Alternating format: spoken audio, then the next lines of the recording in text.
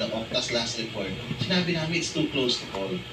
The situation is very dynamic. And we were seeing changes in particular sa amin po, which available sa media naman, at ni-report naman ng media, na kahit kami nahirapan kaming magtawag kung ano yung talagang sinusigradong manalo. Because at higher level, on May 20 to 24, we felt that even those below our 12, grade 12, had a statistical chance because why? May margin of error lagi ang survey. Hindi siya perfecto, hindi rin siya crystal ball.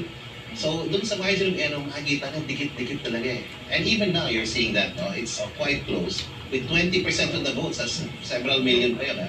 Sa pagbabago pa. Pero dun sa names, walang ranking, mga 90% accurate yung resulta niyo. Yes, kasi naman yung 15 ang pinasok namin eh. So, naman probable. So, pasok lahat eh. Pasok lahat.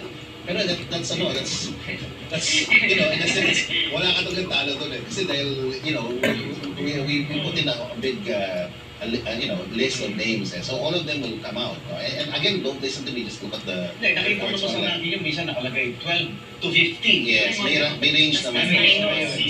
So even Kiko Pangilinan in our last survey was what, 11 to 21. So you know, he was there, but we didn't expect him to do this good. Sa tulong na din ng Liberate Cinnamon Capsule, kasama yan ang exercise at tamang pagkain natin. May talaga itong Liberate, kaya tawag sa atin. Liver lover, boys! Liberate Cinnamon Capsule, Liberate na! Paalala, ang Liberate ay hindi dapat gamitin pagdabot sa nagbubuhay ng sakit. Ready to enjoy more Chicken Joy's moments?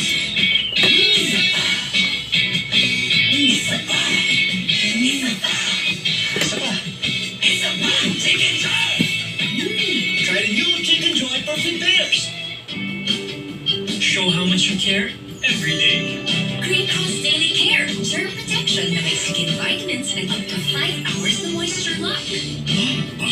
Green Cross Daily Care. Every day I care.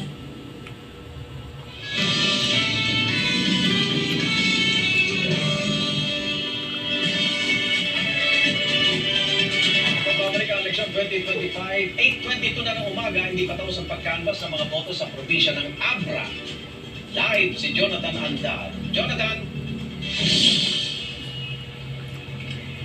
Igan, sa mga oras na ito ay wala pang pinoproklama dito sa probinsya ng Abra kasi meron pang inaantay na 3 bayan na hindi pa nakapag-transmit ng boto. Pero sa ganun pa man, may pumapasok po, gaya po sa nakikita sa likod ko, may pumapasok na 86% ng inaantay na boto ay nakapasok na dito sa Provincial Canvassing Center.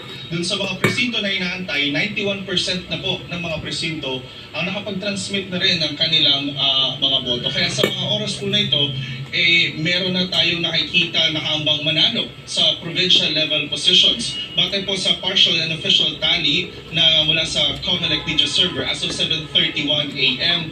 sa pagkagobernador, nakaambang manalo ang kapatid ni Executive Secretary Lucas Bersamin na si Takit Bersamin. Meron po siyang 118,148 votes as of 7:31 a.m.